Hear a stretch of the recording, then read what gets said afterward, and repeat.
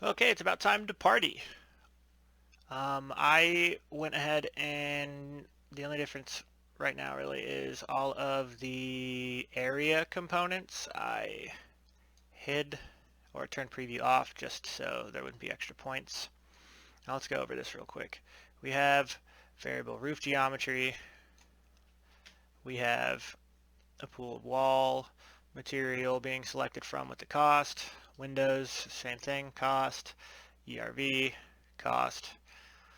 All of these have different performance and efficiency values and all that good stuff. Now, this time around, we're not going to get into shading and integrating radiation analysis and the likes in with this. I'm going to do a next set of videos on that where I'll clean things up a bit and have more filled out and full templates to save some time so we can just talk about the good stuff in the nitty gritty rather than me going through and clumsily making geometry. So let's go ahead and add one more thing.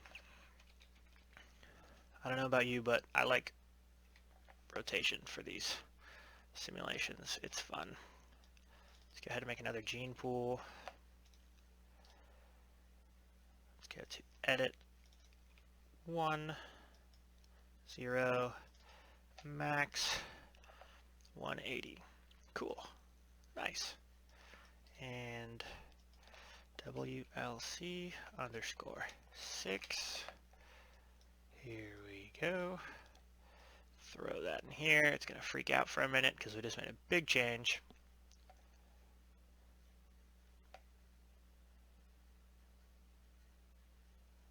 Nice. Now, let's do it. Wait. Get all sliders. We want to make sure that we get that one. Okay, cool, we have it. Nice. Okay, so double clicking on here, this opens up our control window for the simulation. We have, initially, the first window in the settings, you set up all the parameters of your simulation. Then after the simulation, you get to analyze them, select different solutions and the likes, and then you go over to selection, and then export phenotypes and the likes. There's also the forum, where people who know a whole lot more about this than I do hang out. And then the primer is also in here too. It's a super awesome component. I'm always very impressed by it. Now if we go over to the generation size, I'm just going to make a small one. I'm going to do 5 and 10. Just really small just to go through.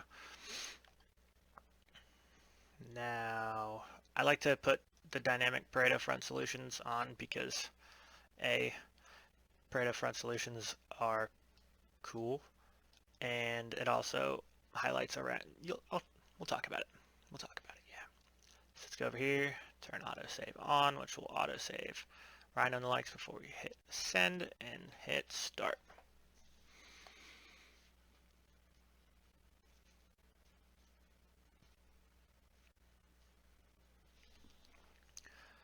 Now, initially, we're not going to be seeing much until we get through the first generation. But then it's going to start, the standard deviation graph is going to start filling out the parallel coordinate plot in the objective space.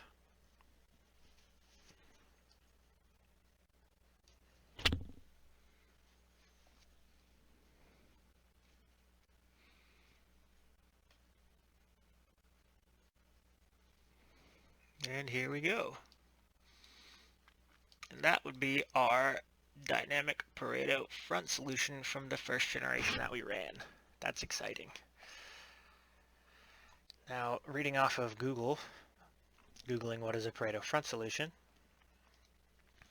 The concept of a Pareto front, or a set of optimal solutions in the space of objective functions in a multi-objective optimization problem, stands for the set of solutions that are non-dominant to each other but are superior to the rest of the solutions in the space.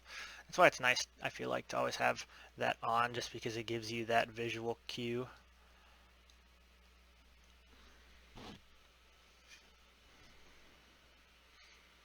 Now let's look at the PHPP while we're doing this.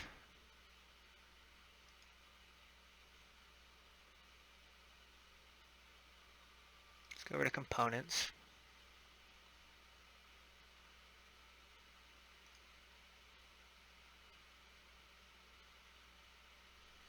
If we look over at Windows, the window values should be changing. Yep.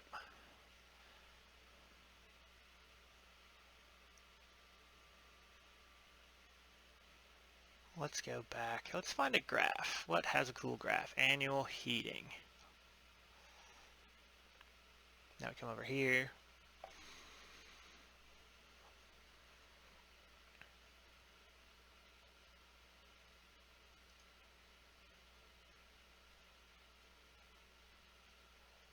Whoops.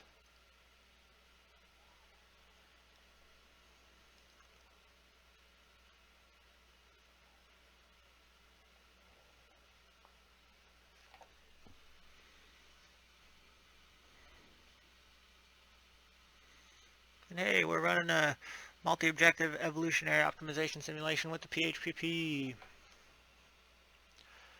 Good fun. Go ahead and minimize that.